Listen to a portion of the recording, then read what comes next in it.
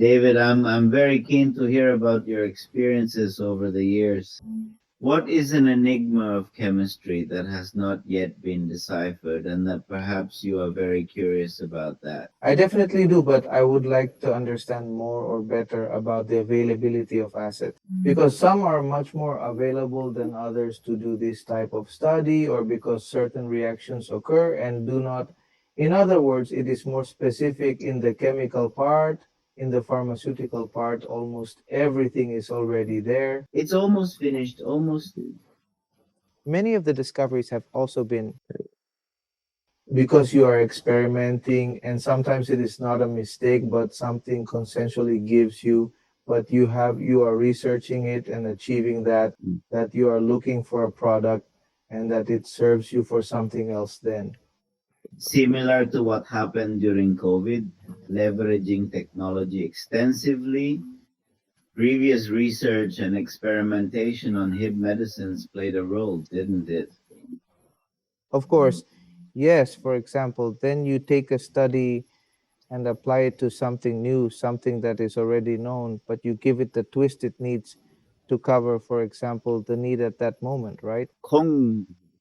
I think that Of course, Ian, for example, this one, since we talked about of these enigmas for you, what has been the chemical discovery that you believe has been perhaps the most important in the world of life? I believe that there is a before and after knowledge of antibiotics in humanity. There's a before and an after because everyone died from a simple infection and now we have the antibiotics.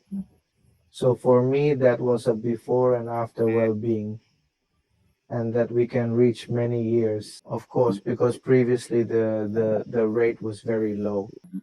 Of course, and apart from how funny you say it hasn't been a blessing, but because of the abuse, we are making it almost a curse, right?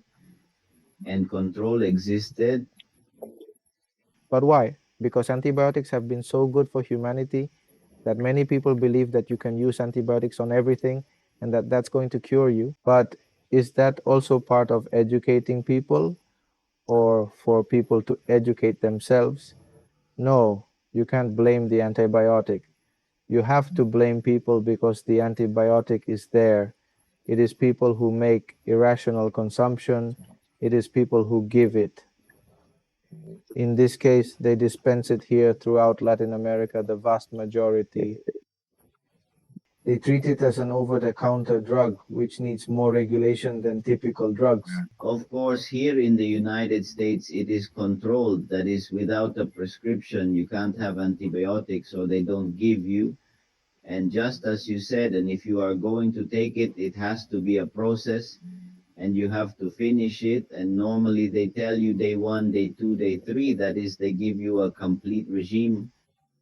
And when do you have to take it? Either in the morning or in the afternoon.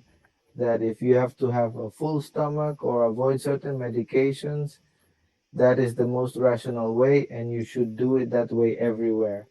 And we avoid this problem that antibiotics have. Antibiotics aren't bad.